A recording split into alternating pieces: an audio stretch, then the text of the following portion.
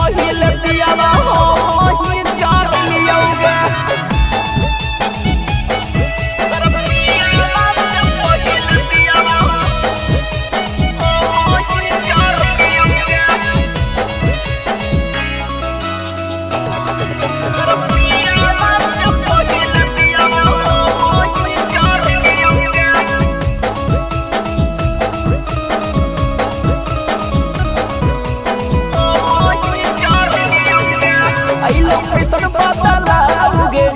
यही न हमारा भाओगे पहले मकई वाला के छछी खिलाओ हमी पलाओगे कैसन बदलाओगे यही न तनको भाओगे पहले मकई वाला के छछी खिलाओ हमी पलाओगे पहले नहीं कलियो जावा video बनलियोगे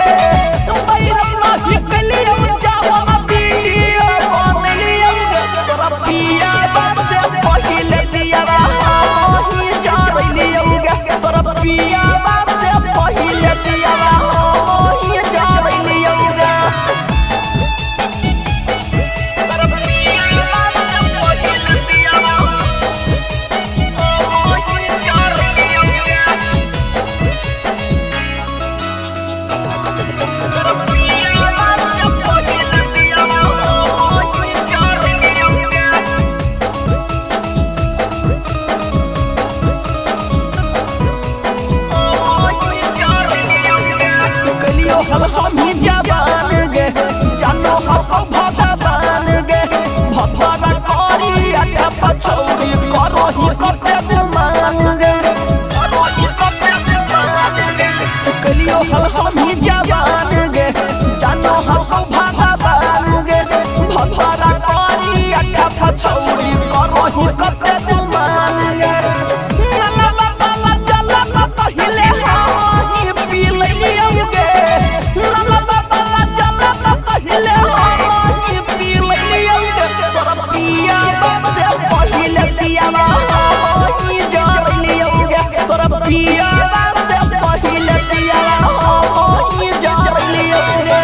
DNS music recording studio Rajauli.